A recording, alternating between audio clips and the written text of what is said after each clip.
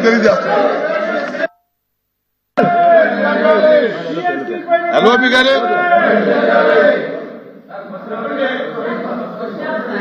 చెప్పండి. ఎల్ఓపి గారు. అధ్యక్ష, ఈ నిన్నటి నుంచి ఒకే అంశం మీద డిఎస్సి మీద జరిగిన అవకతవకల మీద చర్చించాలి, సభలో చర్చించాలి, దాన్ని ఎంక్వైరీ జరగాలని చెప్పి నేను డిమాండ్ చేస్తున్నాను. ఇవాళ ప్రధాన పత్రికల్లో శాసనసభలో మాట్లాడారు అది మరి ఇక్కడ మాట్లాడడానికి ఎందుకనగా వెనకెందుకు వేస్తారో మాకు అర్థమవట్లేదు. వాస్తవ విషయాలు అక్కడ చెప్పినట్టు చెప్పొచ్చు కదా, చెప్పొచ్చు కదా. దీని తర్వాత చేస్తామని చెప్పి విద్యామంత్రి గారు ఉన్నారు కదా, ముఖ్యమంత్రి గారు చెప్పానండి. అక్కడ చెప్పిన ప్రకటనలు ఎక్కడైనా సరే, బయటైనా ఇంటైనా ఎక్కడైనా మాట్లాడతామని చెప్పారు కదా, చెప్పండి ఆ మాట ఎక్కడ. నేను అడుగుతున్నాను కదా, మా ప్రజలకు సమాధానం చెప్పండి. అందుకు మెగా డిఎస్సీ మీద డిస్కషన్ కి మీ సమయం కేటాయించాలి. ఈ ప్రశ్నోత్తరాలు వాయిదా వేసినా సరే మాకు ఇప్పుడు మా దాని మీద చర్చించాలి. అది మా తాలూకా విన్నపం. దాని మీద తిరస్కరించడం జరిగింది. మీరు వేరే ఫార్మెట్ లో రండి, లేదంటే మళ్ళీ ఒకసారి బీఎస్సీ పిలుస్తాను, బీఎస్సీలో మీరు డిసైడ్ చేసుకోండి. అంతే తప్ప మళ్ళీ మీరు ఒక్కసారి దాన్ని అలౌ చేయడం జరగదు. మీరు వేరే ఫార్మెట్ లో రండి, లేకుంటే కనుక బీఎస్సీలో డిసైడ్ చేసుకోండి. Please please please. Sir speaker, chairman sir, మీరు అనుమతిస్తే సార్. ప్రతిపక్ష నాయకుడు లేస్తే కాస్త గౌరవ సభ్యుల్ని కొంచెం చైర్మన్ గారి మీద పడకండి, కాస్త హుందాగా పక్కకు జరగండి. వారు చాలా స్నేహశీలి, మనందరితో చైర్మన్ గారు బాగుంటారు. అట్లని మనం ఆ చైర్ లో కూర్చున్నప్పుడు వారి మీద పడేటువంటి అడ్వాంటేజ్ తీసుకోకూడదు అనేటువంటిది ఇది మన సంస్కృతి, మనం నేర్చుకున్నటువంటి సంస్కృతి. మనం ఇప్పుడు చైర్ ని ఏ రకంగా మీరు అవమానిస్తున్నారు పబ్లిక్ గా అనేది అర్థమవుతా ఉంది. మనం నేర్చుకున్న సంస్కృతి ఇది అధ్యక్ష. నంబర్ 1, వారు రిప్లై అవుతుంటే కూర్చుంటారండి. వినండి, డిఎస్సి మీద చర్చించడానికి అధ్యక్ష వాళ్ళ ఉద్దేశం చాలా స్పష్టంగా అర్థమైంది. మాట్లాడేకేం లేదు, అల్లరి చేసుకుని వెళ్ళిపోవాలని. అరే ఆయన ఏదో లేవనెత్తాడు, మేం క్లియర్ గా చెప్పదలుచుకున్నాం.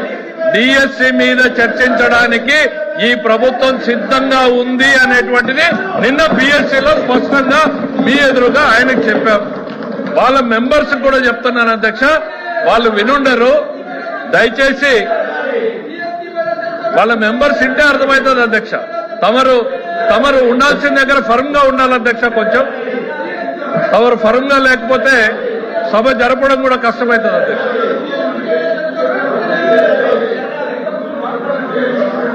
వినండి సార్, గౌరవ ఎల్ఓపి గారు అడిగిన దానికి ప్రభుత్వం నుంచి మా స్పందన ఇచ్చినప్పుడు వినే ఓపిక ఉండాలి. వాళ్ళ అజెండా ఏమైనా ఉండొచ్చు, అజెండా అల్లరి చేసి బయటకు వెళ్ళిపోవడం అనే అజెండా అయి ఉండొచ్చు, చర్చ పెట్టాలనేటువంటి అజెండా అయి ఉండొచ్చు. గవర్నమెంట్ వారి సైడ్ నుంచి నిన్న తమరి సమక్షంలో చాలా డీటెయిల్డ్ గా మా వాయిస్ ని వినిపించాం. డిఎస్సి మీద చర్చించడానికి ఈ ప్రభుత్వం సిద్ధంగా ఉంది.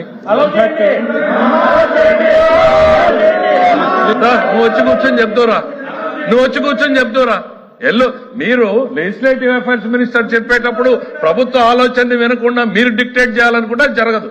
ఇంపాసిబుల్. ప్రజలు ఎవరు ప్రభుత్వాన్ని నడపాలి అనేటువంటి నిర్ణయాన్ని ప్రజలు డిసైడ్ చేశారు. ప్రభుత్వాన్ని ఎట్లా నడపాలి, ఏ సబ్జెక్టులు తీసుకురావాలనేది ప్రభుత్వం ఛాయిస్. దయచేసి మీరు అనుకున్నట్టు సభ జరగదు అన్న విషయాన్ని మీరు గుర్తుపెట్టుకోవాలి. ఇక్కడ we are here to discuss about the DSC. ప్రజలకు ఒకవైపు ఎల్నినోతో ప్రజలు ఇబ్బంది పడుతూ ఉంటే తాగునీరు, సాగునీరు, వ్యవసాయం ఏ రకంగా ఈ ప్రభుత్వం వాళ్ళని ఆదుకోబోతున్నామనేటువంటి బాధ్యతాయుతమైనటువంటి సమాధానం చెప్పాల్సిన మీరు నిర్లక్ష్యంగా ప్రజల పట్ల ఏమాత్రం కూడా అంకితభావం లేకుండా, వాళ్ళ సమస్యల గురించి చర్చించకుండా కేవలం రాజకీయాలు చేయాలనేటువంటి ఆలోచనతో మీరు ఈ అల్లరి చేసేటువంటి కార్యక్రమం చేస్తున్నారు తప్ప రైతులు ఏ రకంగా ఇబ్బంది పడుతున్నారు, కృష్ణా డెల్టాలో రైతుల పరిస్థితి ఏంటి, గోదావరి డెల్టా ఏంటి, రాయలసీమ ఏంటి, ఉత్తరాంధ్ర ఏంటి, ఈ రైతుల సమస్యల గురించి ఒక్క నిమిషం మీరు మాట్లాడారా? తాగునీటి సమస్యల్ని ఏ రకంగా పరిష్కారం చేయాలనేటువంటి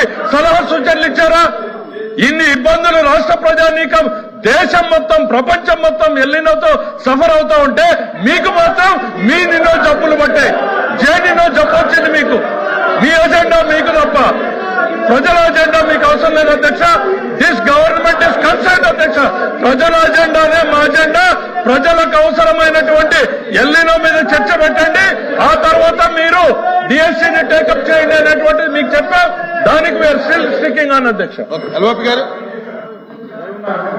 లెజిస్లేటివ్ అఫైర్స్ మినిస్టర్ గారు రాష్ట్రం మీద రాష్ట్ర ప్రజల మీద ఎంత అభిమానాన్ని చూపెడుతున్నారో మేము చూసాం. మరి ఈ అభిమానం అసెంబ్లీలో ఏమైంది అధ్యక్ష? ముందు డిఎస్సీ చర్చించిన తర్వాత ఏదైనా చర్చించారు కదా, మరి అక్కడ ఏమైంది అంటే అక్కడ లేదా ఇక్కడ వచ్చిందా? మేము మొదటగా ఎజెండాలో పెట్టింది మేము, వ్యవసాయం మీద చర్చించాలని అడిగింది మేము. డిఎస్సీ మీద చర్చించిన వెంటనే వ్యవసాయం మీద చర్చించండి, ప్రజలు ఇబ్బంది పడుతున్నారు, వర్షపాతం లేక, ఎరువులు దొరక్క, గిట్టుబాటు ధరలు లేక ఇబ్బంది పడుతున్నారు, అల్లాడుతున్నారు. ఎప్పుడు ఇలాంటి పరిస్థితులు ఈ రాష్ట్రంలో లేవు అని చెప్పింది మేము. ఇటువంటి పరిస్థితుల్లో ప్రజలను ఆదుకోవాలని చెప్పాం. మరి అసెంబ్లీలో మరి ఎందుకు పెట్టారు అధ్యక్ష? ముందు డిఎస్సీ పెట్టండి. అక్కడ లేదా? అక్కడ ప్రజలు కాదా? అక్కడ చర్చించిన ప్రజలు కాదా? అక్కడ వచ్చి వెళ్ళిన రెండో పెడతారు, ఇక్కడ వచ్చి మాత్రం ఇక్కడ పెడతారు. అంటే ప్రజల మీద ఎంత ఎంత ఉందో. క్వశ్చన్ అవర్ అయిన తర్వాత బీఎస్సీ పిలుస్తాము, బీఎస్సీలో డిసైడ్ చేసి పిలిచారు. ఓపెన్ చేయండి అధ్యక్ష.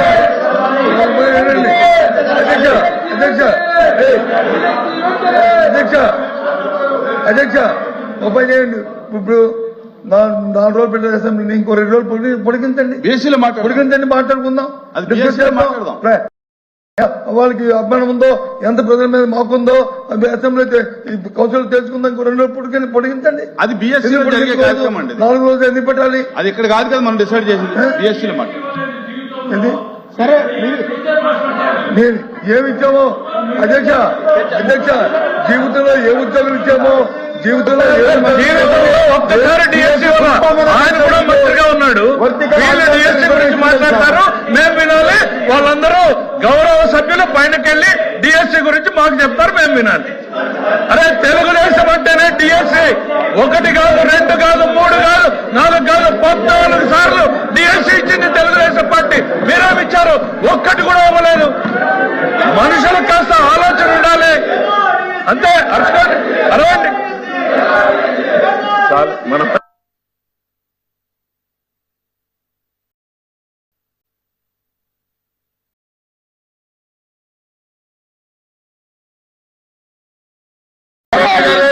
DSC